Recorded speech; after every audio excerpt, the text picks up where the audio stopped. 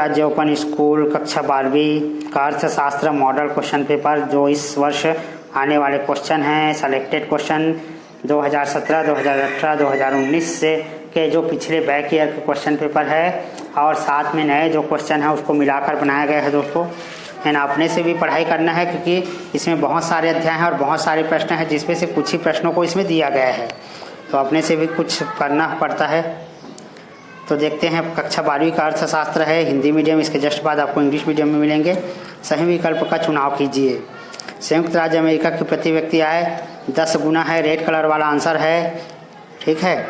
निम्न में से भारत में निर्धनता रेखा मापने की विधि कौन सी है, तो ये आय विधि आएगा। निम्न में से कौन सा अपकिरण की माप है, उपरोक्त सभी अपकिरण की माप है। उत्पादन प्रक्रिया में श्रम द्वारा अर्जित आय समस्या का अंग होती है। क्या और कितना उत्पादन करें। किसी वस्तु की संतुलन कीमत वह कीमत है जिस पर मांग और आपूर्ति की मात्रा बराबर होती है। घरेलू और राष्ट्रीय आय का अंतर इसके बराबर होता है विदेशों से निवल साधन आय के। पूर्ति का नियम किस पर लागू नहीं होता, नीलामी की वस्तुओं पर। रिक्त स्थान की पूर्ति करे। भारत की प्रति व्यक्ति आय चीन से 7 गुना है। केंद्रीय सांख्यिकी संगठन पर आंकड़े प्रकाशित करता है। औद्योगिक उत्पादन कुल उपयोगिता सीमांत उपयोगिता का योग होता है। चौथा, सीमांत लागत उत्पादन के अतिरिक्त इकाई पर व्यय की जाने वाली लागत कुल लागत होती है। किसी दर पर समग्र मांग बढ़ती है, प्रभावी मांग कहलाती है। उत्पाद विभेद की एकाधिकारात्मक की आधारशिला है। सत्य सत्य कथन बताइए। मौसमी बेरोजगारी होटलों में पाई जाती है, सत्य है। आंकड़ों का संग्रह किसी पूर्व निश्चित ध्येय के अनुसार होता है, सत्य है। वस्तु की कीमत मांग को प्रभावित नहीं करते, असत्य है। तो इसको नोट कर लेंगे दोस्तों सत्य सत्य को। अपन आते हैं प्रश्न क्रमांक 2 से 13 तक। अति लघु उत्तरीय प्रश्न है, प्रत्येक पर 2 अंक निर्धारित है।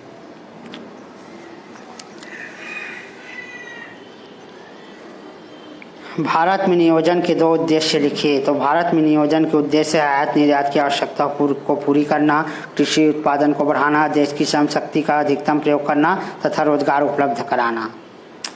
एक अच्छे प्रश्नावली के 2 गुण लिखिए। एक अच्छी प्रश्नावली के 2 गुण निम्नलिखित है।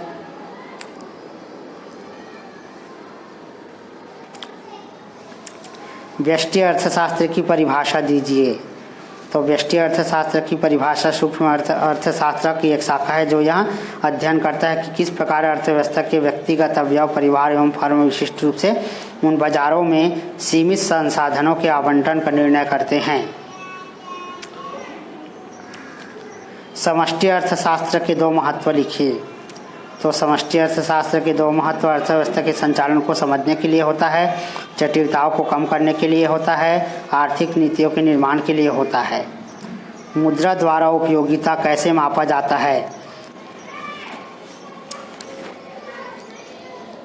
तो व्यक्ति का जो आय काम करने से प्राप्त होती है वो मुद्रा के रूप में होती है और इसी आय के वह अपनी इच्छा अनुसार खर्च करके अधिकतम संतुष्टि को प्राप्त करता है।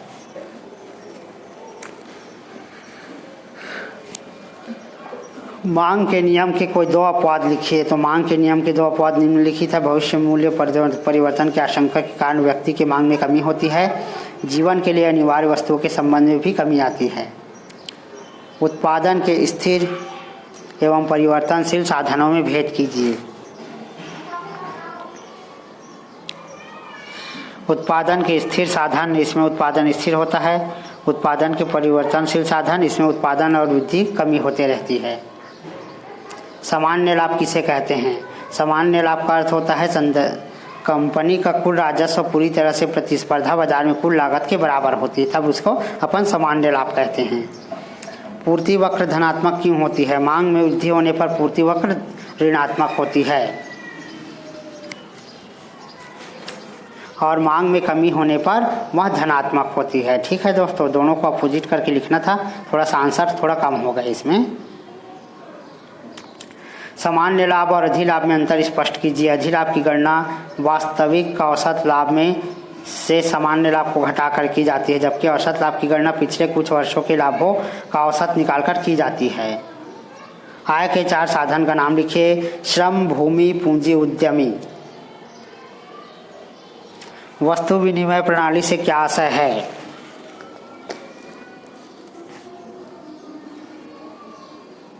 प्रश्न 14 से 19 तक लघुत्तरी प्रश्न है, प्रत्येक पर 3 अंक निर्धारित है। भारत को नियोजित अर्थव्यवस्था क्यों कहा जाता है?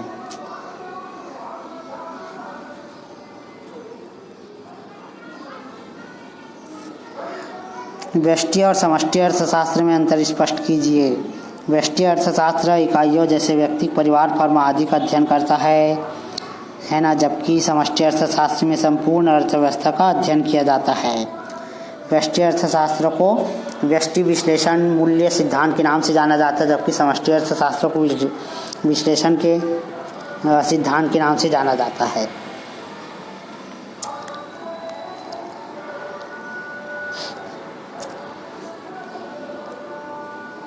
तकनीकी ज्ञान का विकास किस प्रकार आपूर्ति को प्रभावित करता है?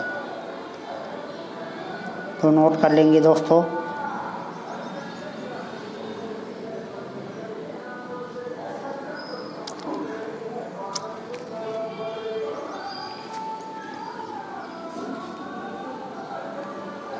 पूर्ण प्रतियोगिता में क्रेताओं तथा विक्रेताओं की अधिक संख्या की विशेषता क्या प्रासंगिकता है?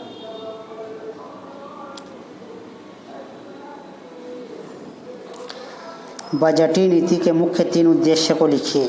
तो बजटीय नीति राष्ट्र की गृह व्यवस्था है, करारोपण है, व्यय है आदि के लिए योजना का निर्माण करता है, जिससे घरेलू वित्त को दीर्घकाल में सार्वजनिक वित्त की दृढ़ता के संतोषजनक मात्रा में कौशल पूर्णता से चलाया जा सके। आय ₹1000 से बढ़कर 1500 हो जाती है तथा उपभोग 750 से बढ़कर 900 हो जाता है। सीमांत उपभोग की प्रवृत्ति ज्ञात कीजिए। तो यहाँ पर WC/WY है ना। अब इसको कैसे ज्ञात करते, थोड़ा सा समझा देता हूँ दोस्तों। देखिए, यहाँ पर उपभोग को पहले लिखेंगे तो 750 से बढ़कर 900 हो गया। यहाँ पर 900 में से 750 को माइनस करेंगे और बटा करेंगे। इस प्रकार से थोड़ा सा यहाँ बता देता हूँ। ये देखिए, 900 माइनस 750 करेंगे और इसका बटा, पूरे का बटा में ये 1500 में से 1000 को घटा देंगे। सरल है सवाल, कोई भी सवाल आएगा तो ऐसे ही हल करना है आपको, ठीक है। अब घटाएंगे तो 150 बटा 500 होगा और 3.3 आंसर आएगा। बजट में प्रयुक्त घाटे की अवधारणा को समझाइए। तो बजट में प्रयुक्त घाटों की अवधारणा 4 नंबर के सवाल हैं। बजटीय घाटा है पहला। बजट घाटे की अवधारणा कुल प्राप्ति कुल व्यय पर आधारित है। जब कुल बजट प्राप्तियों से कुल बजट व्यय अधिक होता है तब बजटीय घाटा कहलाता है। ये फार्मूला है, नोट कर लेंगे।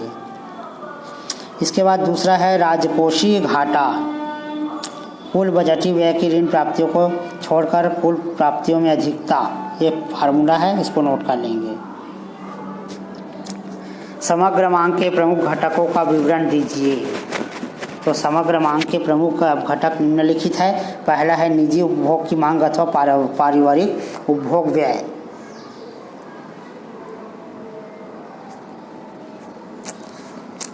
दूसरा है निजी व्यय की मांग, निजी निवेश मांग अथवा निजी निवेश व्यय।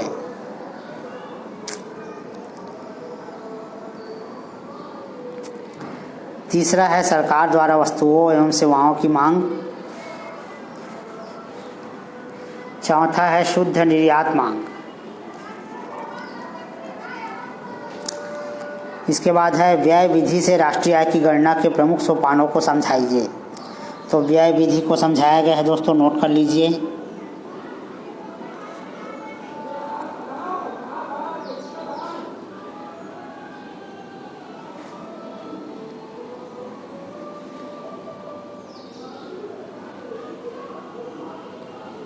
हास मान सीमांत उपयोगिता नियम के अपवाद लिखिए।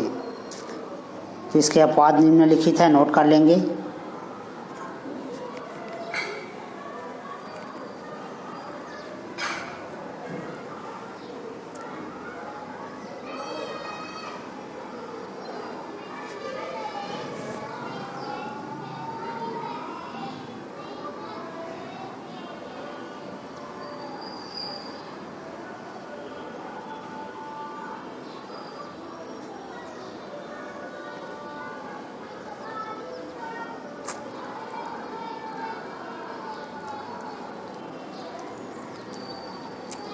24 और 25 अगले वीडियो में दोस्तों